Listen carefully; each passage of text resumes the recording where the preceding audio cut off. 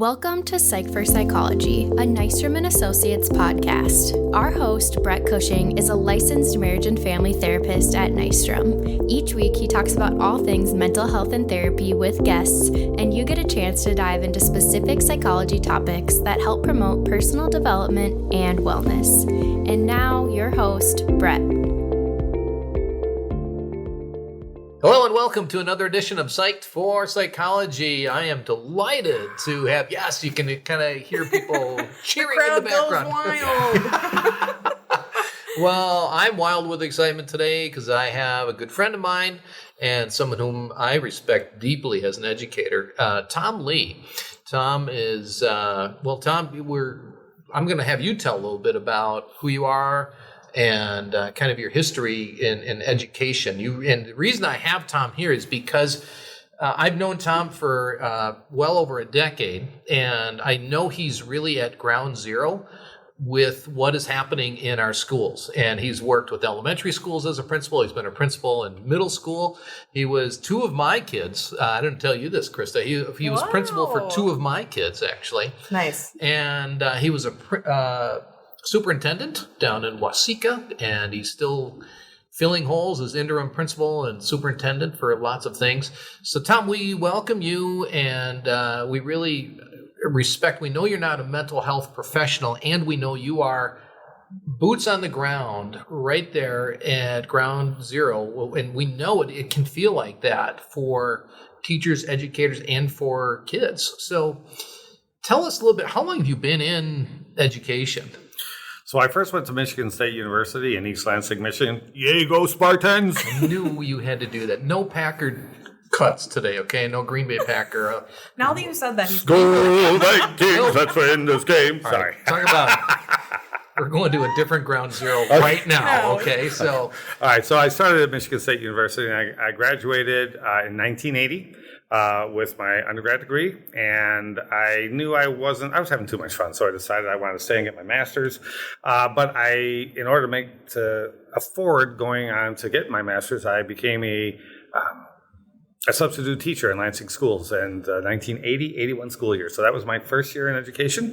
I graduated with my master's in 1981, and I went out to Oregon to earn fame and fortune. I worked with students with vision disabilities. I'm both a teacher of students with vision disabilities and also an orientation mobility instructor, which is basically travel training for kids who are blind. Mm-hmm. And so I was out in Oregon for 4 years in two different districts. Met my wife. We moved back here to Minneapolis, and I worked for Intermediate District 287 as a teacher of students with vision disabilities and orientation mobility instructor.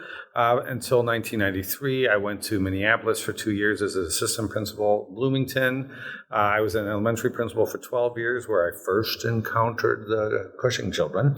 And then that was a boost in your career right there. Huge. Then I moved on to Olson Middle School, where I was there until 2013. So I was at the elementary level for 12 years in Bloomington, middle school for 6 years. Went on to Waseca in 2013 and retired in 2020. I wasn't very good at retirement, so I've been filling in as interim since then.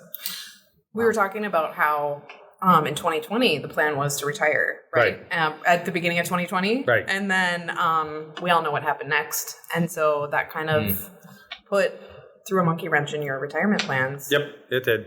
I thought I was going to retire to a life of volunteering, and nobody wanted me because COVID was rampant, and nobody wanted volunteers. And so after a year, my wife said, "Please go get a job." And really, she did it for my own well-being because it's like she's like, "You're not your best self when you're not engaged somewhere. So go and get engaged somewhere." And so I did. Yep, that is so true. Yep. Yeah. Well, I know when you were in Waseca, and first of all, you've been in education since 1980. So I'll let people at home do the math. Carry the two. Yeah, carry the two, round up, and so quite a long time. And just think about that. What schools used to be like then versus today, and specifically, I would think there's a lot that has changed, and at the same time, I'm guessing, things haven't changed much either. Right. So the largest concerns we had when I first entered the profession was kids chewing gum. I remember that. Yeah, I'm I was serious. terrified of I'm getting serious. caught. And it was really a conflict between the custodian and individual teachers because, of course, we had no gum chewing, but of course, teachers are independent, right? Yeah, And they yeah. go, well, you can chew gum like that. Don't Yeah. worry." And so then the custodians would go to the principal and say, will you tell Lee to stop letting his kids chew gum? I'm like, okay, whatever. Sounds stressful. Is that because they were sticking gum on Underneath. surfaces? Yeah, okay. Underneath. Okay. Yeah, I remember. Underneath the seats, underneath the desk. And they were sick And of of it. course, it was custodian's job to clean that off, right? And so I was like, that was our biggest concern. Special education was relatively new, right? So the landmark legislation just passed in 1976. So when I left in 1981, it's only 5 years old. Wow. And so districts all over the country were looking for teachers that had specific licenses to fulfill the requirements of the new legislation, right? And so, educating students at the local level who were disabled was new because growing up, I didn't have that. Right? We didn't do that. And there were so many different things that we do today that we didn't do. When I was growing up or early on in my career. So, gum chewing, Yeah. serious offense back in the day. It was. And what are you and teachers, educators, what is it still gum chewing? Or No, things have changed dramatically, and they have been changing for probably 25 years. And you and I have talked about this in other settings. I believe that our culture is devolving, not evolving, right? And let me give you an example. We used to protect children, right? And let me give you a story about that. Corrie ten Boom, who was the subject of the book, The Hiding Place. She was a child in Holland during the Nazi occupation. But prior to that, and there's a book written about her called The Hiding Place. She tells a story. And her story goes something like this. She says, I knew what sex was. I knew what sin was, but I didn't know what sex sin was. So one day while I was on the train with my papa going into town, I asked Papa, what is sex sin? Now, normally he responded pretty quickly, but this time he didn't. He paused. And then he said to me, Corey, will you please go get my bag? And my papa was a clock repairman and a watch repairman, so his bag was full with tools and spare parts. And she said, Papa, I can't lift it. It's too heavy for me. And he said, yes, and wouldn't I be a terrible papa if I required you to carry that to the train station for me? And then he said something along the lines of saying, as it is with the weight of that bag, so it is with the weight of knowledge. Corey, you're going to have to trust me with the knowledge of that because you're not quite ready for that. There will come a day when you will be ready for that answer, but today is not that day. Will you trust your papa? She tells that story. Wow. So when I grew up, there was family programming on television, right? So there's a reason when you go to TV land that you see all these shows that many people might consider lame, right? Like Donna Reed's show, Father Knows Best, Gilligan's Island. Those were allowed to be put on when children were watching. At 9 o'clock, the adult shows came on. And even the adult shows were by today's standard, were really Tame. not tame. Right. So I remember growing up in Detroit where I was probably 7. My parents let me stay up late enough to watch 12 O'Clock High, which was my siblings and their favorite show. My closest sibling is 7 years older than me, then 8 years, and then 10 years. Wow. And so 12 O'Clock High was a story about an Air Force squadron that was bombing Germany in World War II, and they would be attacked by the Luftwaffe, and they would let bombs go. But all the violence was implied. We never saw anybody get killed. It was just implied, right? You might see a plane get hit and go down, smoke up and go down, but you never saw the crash. You never saw any of the bodies. That was adult entertainment at the time. That's because during that time, we had a cultural norm that understood what Corrie ten Boom's father understood, and that was kids have a remarkable ability to understand intellectually what they're seeing. They don't always have the ability to cope with some of the things, the emotional ability to cope with some of the things that they're seeing. Sure. And I think that's what I mean by devolution. So about 20 years ago, I had a second grade boy who the teacher brought some of his artwork to me and said, I'm really concerned about this young man. Yeah. And he showed it, and the painting was super dark. The artwork was super dark. And so I talked with him, and I learned some things about him. And so I called his mom in for a conference and said, we're really concerned about where his head is at right now, and reflected not only in some of his behavior, but also in his artwork. Let me show it to you. Well, it turned out, and I can't remember the name of the show, but it was kind of like CIS, right? Oh, and it was like his favorite show. True crime? Yeah. Like a true crime? Yeah, Sure, it was like his favorite show. And she goes, oh, he loves that. He watches that every night. I'm like, no wonder. Because he's seeing things that a 7-year-old should not see. People murdered, people gruesomely spread out on crime scenes, right? And he was struggling with he had the intellectual ability to understand that. He was just struggling emotionally. And so it was coming out sideways. For sure. Right? Through his art, through his behavior. That was the beginning. Wow. That was the beginning, I think, for my recognition that I think we're devolving as a culture. Right. And the conclusion I've come to is that we've stopped protecting our kids from information that they're not quite ready to see or hear or learn about. Yep. And I'll just jump forward. Yeah. Sure. We know that the creators of cell phones and video games have put addictive things into these. Yeah. I can't remember the name of the show, but it's basically all the folks that created this won't even let their own kids use it. Yeah. Why not? Because they know how dangerous it is. Social Dilemma is the Social Dilemma. That is. That's exactly right. And so I struggle with this. I get a ding, I have to watch it. I have to look. Yeah. I'm, by the way, for those of you who are in Radio Land, I'm looking at my telephone.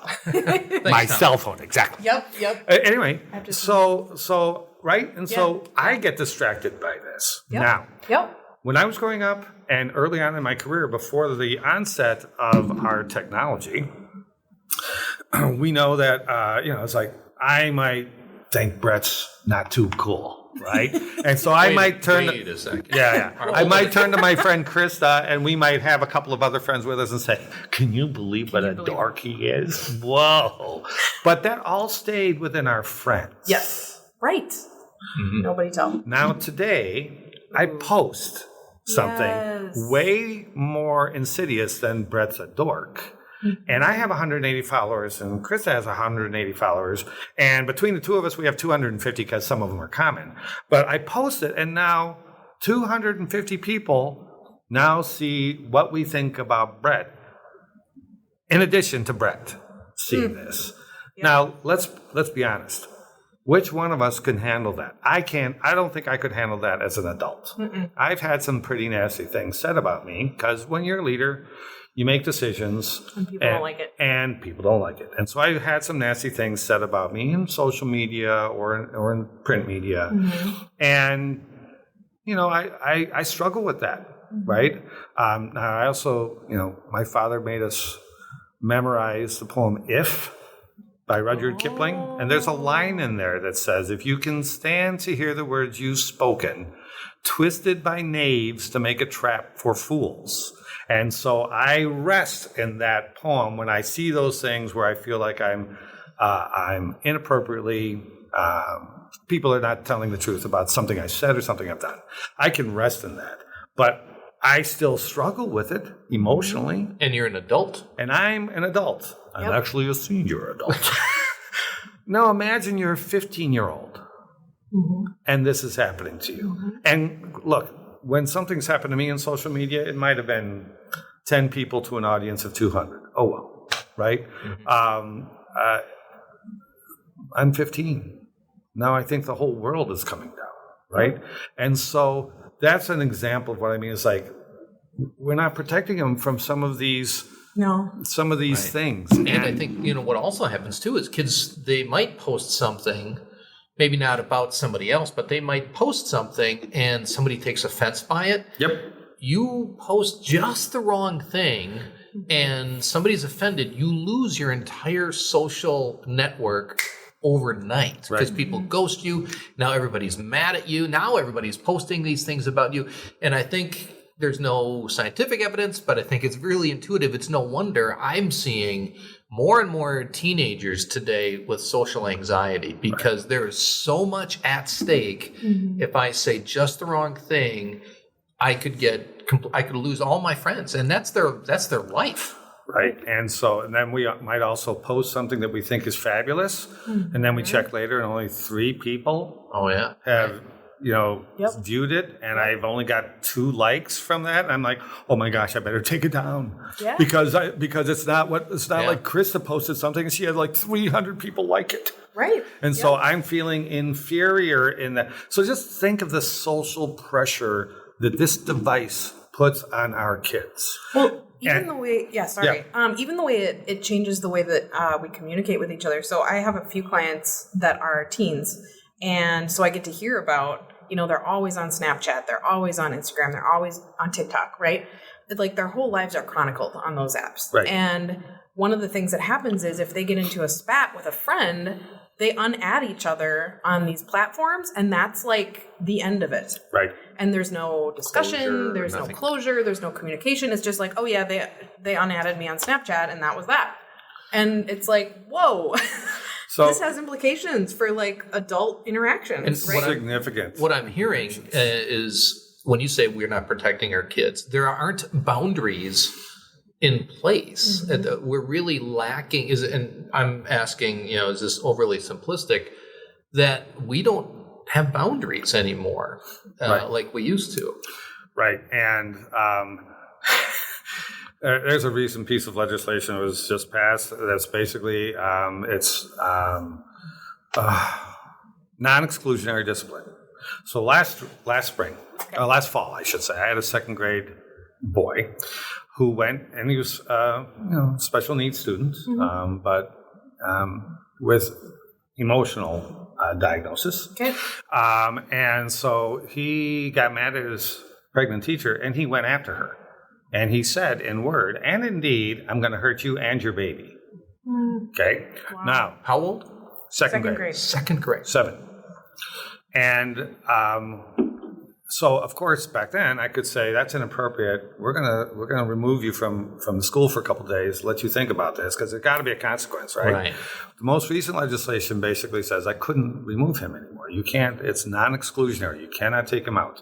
Why? Because he did not hurt her. Yes, she was punched, she was kicked, but in the end, she was fine, right? And so it's one of those things where you go, so even as a school entity, our government is taking tools out of our hands, right? And I'm not saying it's the best tool, but I'm telling you, it can be effective. It can be effective. And in fact, later on in the year, I had a different student who was engaging in some behavior, and the kid goes, "I wouldn't do that for you, Mr. Lee. He doesn't take that crap. You'll end up leaving school." And the kid stopped. Right, but there's at least there's that. Right. Well, there is some fear, and it's not that fear is bad, but I remember if an authority figure, somebody older than me, was upset with me, I had a sense of real fear and trepidation. What if my parents find out? Or I just didn't want this person to think poorly of me. I'd be afraid if they were upset with me. Yep. And let's be honest, we all have boundaries put on us. We all have things that we have to follow. I got pulled over the other day by a Minnesota State Trooper because I was speeding. Imagine Yes, I was. that. Right. But again, it's like I immediately got my wallet out, gave him my license, showed him my insurance because one, I knew I was wrong. Yeah. Right. And 2, I wanted to be as cooperative as possible because I was fearful of the potential ticket. Right. Knowing that I was going about, I was in the wrong, right? Yep. And what's happening now? If there's no consequence when you're in the wrong, is there even a recognition that you were in the wrong, right? Yeah. And so I think, for our younger kids, let's be honest, we know about ACEs, right? Adverse childhood experiences. We know more and more kids are experiencing these kinds of things. Look, the young man that I talked about going after the pregnant teacher, there are reasons why he has emotional outbursts that are frequent and severe, right? There are reasons for that because he's experienced some of his own trauma, right? And so I get that. But we can't let that become an excuse for not applying a reasonable consequence. If for no other reason, guess what? That teacher was traumatized. Oh my gosh, right? yes. And so it's like the suspension gives you room and time for everyone to kind of process it. Right. And we come back and we do a meeting where we kind of say, let's come back to the table, right? And let's heal the relationship and let's move forward, right? Right. And that's kind of what what we talk about in psychology, in behavioral psychology. Punishment is a way to shape behavior. Yep. And so a lot of us have this aversion to punishment because maybe our parents were angry when they punished us before, and it's hard to separate the two. And yet punishment, when used without anger fueling it, can be very effective to shape and change our behavior. And what you're talking about, this exclusionary tactic, can be effective form of punishment, but even though it's effective, it's not to be used anymore. Right. And even sometimes, even if it's not effective, you create some space for people to recover from the event, right? Because the event can be traumatizing. When other children see this happening, it can be traumatizing for them, let alone the teacher. So there's much more going on here. But that's an example of what I mean. Is like we've kind of stopped protecting kids. So the younger kids, they have adverse childhood experiences. We're exposing them to things that they should never be exposed to or see, either causing an adverse childhood experience or just in the normal course of daily living, like watching the wrong TV show, playing the wrong video game. Right. And as we get older, we give them more tools, like their cell phones, to explore just really difficult social and emotional experiences. Right? Oh, yeah. And we did a podcast not too long ago about pornography. And we're not the morality police, but we do know that there are some real ill effects. And I've heard, and I've looked at this numerous times, the research shows that about 60% of teenage boys and 40% of teenage girls are doing homework and watching porn at the same time. And it makes sense because when they're doing homework, they're stressed, hungry, angry, lonely, tired, bored. Boom, they get these ads that are targeted to them on their social media platforms. And so they're really vulnerable. And this provides a sense of relief while they're having to do something stressful. And then that also builds up a diminished tolerance for things that are hard and difficult and stressful. And so, again, there's another area we don't have good boundaries to protect our kids. And we've clearly gone and devolved, like you've said, from gum chewing, clearly, to watching porn and doing homework, to threatening second graders, threatening teachers. And that's not an isolated case, I'm assuming. No, not at all. And that's just an example of a day in the life of a modern elementary school. And quite honestly, there's probably 3 other very significant events in that same school on that same day. Right. And that's one of the reasons why we are now hiring more mental health professionals. Or we're collaborating with mental health organizations and co-locating them inside of our buildings because we can't hire enough people. There aren't people out there. And if you say, boy, this child really needs to go see someone, they'll say, okay. Parents will say, okay. And then they'll call and say, yeah, we can get you in 3 months from now because you guys are so backed up. So school districts have gone down the path of co-locating mental health services in their building so we can get quicker responses and quicker interventions for kids. And at Nystrom, we have a whole aspect of our company that is devoted to doing school-based therapy, and we're really delighted to be able to do that. And part of it is because these kids are hurting way beyond what we have ever seen before. complex trauma and lots of emotional dysregulation, suicidal thoughts, anxiety off the charts. So I think of teachers who are big targets on them. We can get so frustrated with them. And they're going into this because they love to teach and they love kids. Right. Yep. And how much of that do they really get to experience when they're having to deal with these types of behaviors and these complex emotional issues? Well, that's reflected in what the schools are experiencing now. There's a shortage of teachers, right? Yep. So there's a shortage of people who want to become teachers, and there's a shortage of teachers based on the fact that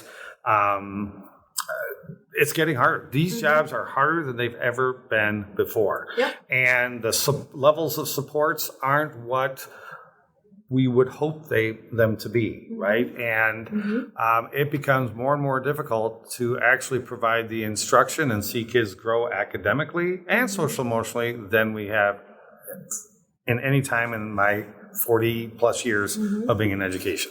Yep. And so it gets reflected in lots of different ways. We have increased absenteeism. We have a hard time finding substitute teachers. And so guess what? If you're a teacher and we don't have a substitute teacher, or maybe you're a media director, we're going to put you in a classroom today. Thank you very much. Which also diminishes the value of your true job, right? Right. Because we need you over here. You can't do your true job. Right. So there's this whole cycle that we're going through right now. And unfortunately, I think sometimes teachers get painted with a really broad stroke because somebody somewhere did something silly. So therefore, all teachers ever. And that's a real frustration. And like, none of us want to be painted with a broad stroke. You know, are there bad teachers? Of course, but there are bad therapists too, right? There are bad bankers. There are bad business people. Right. A la Bernie Madoff. But the vast majority of people are doing it for the right reasons, and they're doing a good job, right? But it's getting harder and harder, especially when you take tools out of their hands. Right. I ran into a waitress recently. Yeah. She was a teacher in a district, a high school teacher, and she went back to school last year. And at the back to school event, she just got overwhelmed with anxiety, saying, "I'm not sure I can do this," and took a leave of absence for a year. Yep. And then, so she picked up some hours working at a local restaurant, and I happened to just engage her in a conversation, and she had just submitted her resignation, so I'm going to resign my position. Wow. Completely. Wow. And I asked her why, and she said, I saw that video of that paraprofessional that literally got beat up by the kid because she took the Nintendo Switch. Yeah. And she said, do you know how many times I've taken things away from really big high school kids and I felt threatened? She said, I just can't live with that anymore. Right. Wow. And so that's an example of one individual, but I think it also kind of leaks over into so many people who are either A, hanging on, or B, saying, I got to get out of this. Right. Tom, that's why I sincerely am, I'll embarrass you a little bit. I'm so thankful for you because I know you and your wife, Sean, care deeply about kids. And I kind of like hanging out in Bloomington with you at coffee shops because you're kind of a celebrity. Everybody comes in and, hey, Mr. Lee. And I mean, somebody will be in their 20s and you'll know who that person is. You'll know what their family was like. You'll know what their schooling was like. You'll know their personality. Wow. And it can be just anybody. And it represents you care and why it's so crucial that you are so resilient to stay in this because you care about kids, because you care about families, you care about education. We care. That's why we wanted to have you on the podcast. And we do have people that are listening and they feel helpless. They feel powerless, but also would like to know, what do we do? How do we help with all these mental health issues going on with our kids and other kids? How do we help the kids? How do we help the teachers? How do we help the administrators? Well, first of all, we offer a lot more services in schools than we used to. Right? So we do have mental health professionals in our schools, either that we've hired or co-located. So if you're struggling in your home or you're getting frequent phone calls from your teacher, please seek out these services because it's not a reflection on your parenting. Right. Because I think sometimes people are so hesitant because they if I say something, it makes it look like I'm a bad parent. The reality is our kids are stressed under so much pressure, more so than ever in my lifetime. And it's been more difficult as a parent. There's so many things you're up against in trying to raise your kids. Right. That's a great point. Right. And secondly, it's like talk with friends. Find a group of friends, either in your neighborhood or in your coffee clutch, your social network, your church, wherever. Yeah. Because I think there's a book called Life Cycle of a Career Teacher, and it talks about this particular stage of being a new teacher. Okay. And one day I got a little hint that, hey, maybe so-and-so needs a little pep talk. So I went into this individual's class after conferences. I said, well, how are things going? And she said, oh, that's great. I'm really loving it here. And I literally said something to the effect of, so you're not overwhelmed at the complexity and difficulty of this job. You're not putting in tons of hours more than you anticipated. And you're not like struggling in your own personal life as a result of this. And then also in your professional life, because you want to be perceived as a legitimate professional and equal to your colleagues. And so you're struggling alone. She burst into tears and said, how do you know that? And I said, it's right here, chapter 3. I said, what you're going through is very normal. Yeah. Right? And you just have to understand that it's normal and not isolate yourself away from this. This would be my advice to families. What we're going through in raising our kids today is unique to this generation. They're experiencing more pressure than ever before. There's pressure to perform. Get your kid in this activity, do that activity. How well is your kid doing? And so we are all lack of boundaries for kids. We're also part of the issue because we're trying to keep that up, right? Part of that is good because we want to help our kids discover what they're good at. Part of it is and if they're good, we want to encourage them in that, right? Because we want to take a strength-based approach to our kids. Part of it can be excessive, so we have to find that boundary. Yeah, right? I remember, I think I talked to you about this even years ago, that kids, we're starting them so young and getting involved in this, and this. I remember, we'd just say, bye, Mom, I'll be home when the streetlights are on. And now they're so programmed And throughout scheduled. the day. Yeah, their schedule. It's insane. And parents are tired. And then by the time kids reach 11th, 12th grade, they're done with sports because they're saying, it's just, we burned them out. Yeah. Yep. And even when we haven't burned them out, I remember when my boys were in hockey. Bloomington Jefferson hockey back in the day. It's a big deal. We had a lot of commitment. We spent a lot of time in ice gardens. But I remember struggling with something, and I had a teacher who had a son who played for Willard Eichela and Edina and was hoping to go Division I.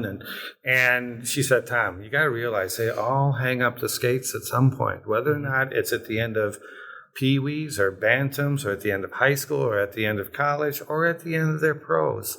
They all hang up their skates. It's okay. Yep. And it's like that was like, I guess you're right. I don't have to be so worried that my kid may not want to keep playing anymore. Yeah. Right? Yeah. And so again, I realized that maybe at that point I too was part of that problem, right? We all get on that treadmill. But let me tell you, being a 65-year-old looking back, I wish I didn't get on that treadmill. I wish I would have taken the time to smell the roses a little more, enjoy my children's stage. Because as a parent, I was always looking to the next stage. Yep. Right? So when they're infants and they're crying and they have all these things, you can't wait for them to get out of diapers. Right. Yeah. When they're out of diapers, you go, okay, I can't wait for them to go to school. Yep. And then they get to middle school and you go, I can't wait for them to grow out of this. Right? Yep. And then they go to high school and you go, I can't wait for them to leave. Right. And the reality is that I needed to just appreciate every moment more. Right. Right. And I think that's another thing that we're missing as adults because we get on the treadmill and we help add stress to our kids. Everyone gets on the right. treadmill. And so we're stressed. Yep. So going back to the issues, recognize for parents to recognize, pause, look yourself in the mirror, ask yourself those hard questions. Is this going to be worth it in the long run? Is this drawing us closer together as a family, or is this just keeping us in separate lanes? Yep. Good question. So I'm going to see if I can wrap some of this up. Really, what you started off saying is we're not protecting kids. And a big part of that is we're not setting boundaries. And parents, a couple things they can do is they can be setting boundaries For themselves. for themselves, right. and for their kids. They can support the teachers. Yep. And understand that they're doing the best they can, and they share. There's a sharing in the suffering, so to speak. Also, seize the day. Seize the day. Don't miss this time that's right here, right now. And I just wanted to come back to setting those boundaries. Don't. And I've heard you say this too. Don't try to be your kid's friend. Be their parent. No. And you may have heard of this study too. There was a study done with kids that speaks about boundaries and setting boundaries. We think no boundaries means freedom, and it's just the opposite. There was a study done with kids in grade school, and they took the fence. There's always a fence around the playground. And they took the fence away, and they thought, oh, what's going to happen with the kids? And what happened is they noticed kind of this anxiety. huddled together. They just huddled. Anxiety. Because they didn't know the boundary, and so they had greater anxiety. When they put the fence back up, the kids ran free. And so, in other words, boundaries really does alleviate anxiety. It does produce a sense of freedom. And they desperately, what I'm hearing you say, I mean, there's so much we could be talking about on and on. But the big kernel I'm taking away from this is boundaries are absolutely what's needed. And without it, these kids are really hurting and spinning out of control in increasing manner. Is there anything you'd like to say to parents in conclusion, as we finish here? Well, Ernie Boyer in 2000, he was the executive director of the Carnegie Foundation. He wrote a book called The Basic School. And back in, we've been since A Nation at Risk came out during the Reagan administration, we've been talking so much about how our schools are failing. And schools may be failing because they're being asked way more than they have the capacity to do. But his research said it's not schools that are failing, it's the partnership that's failing. Sometimes that partnership fails because the parents are like, well, you have them, you do it. If you do it. Yep. And sometimes it fails because the educators are saying, excuse me, do you have your master's in education? I didn't think so. I wouldn't dare tell you how to do your job. Please don't tell me how to do mine. Sure. This must be a partnership. We must be working together as much as we possibly can, given our fact that we all have busy schedules and so on. But a lot of teachers are nervous about contacting a parent because they don't want to get shouted at, right? And so maybe they don't contact when they should. Right. And so if we can establish a relationship at the beginning of every school year that, look, I'm here to support you as much as I can, and if you make a mistake, I just expect you to own it. That's all. Right. Yep. Don't try to defend a mistake. Just own it, because I make mistakes too, and I will own it too. Right. And so if that can be that covenant that we gather at the beginning of the school year and we can live by that covenant, I think we can build that partnership that will really serve kids well for that year. And if we can do that year after year after year, I think our kids are going to be much better off as a result of it, because we all want what's best for those kids. Parents do, so do teachers. Right. We want what's best for their education. We want what's best for their mental health. Yes. The two are so inextricably linked. Tom, this has been great. Wish that we could spend hours continually talking. Maybe we'll have you back on the podcast. We need bonus content. We do. Yeah. I like that. Listen to the next hour of our conversation. Yeah. Tom Lee, part 2. Yeah, right. So, hey, thanks so much. This has really been helpful, and we hope people listening have been encouraged and maybe even empowered a bit as well. And thank you for the opportunity. It's great to just get a chance to kind of share some stuff. Well, we'll have you back again to share some time. Krista, this has been fun. Sure has. We always enjoy our time together with each other and with all of our listeners. So thanks for joining us. We'll talk to you again real soon. Thank you as always for listening, and please be sure to leave us a review. While this podcast can't be a replacement for therapy, we hope you enjoyed our discussion today and join us again next time. Nystrom & Associates is always available to those who are struggling. If you find yourself in need of support and help, please check us out at nystromcounseling.com.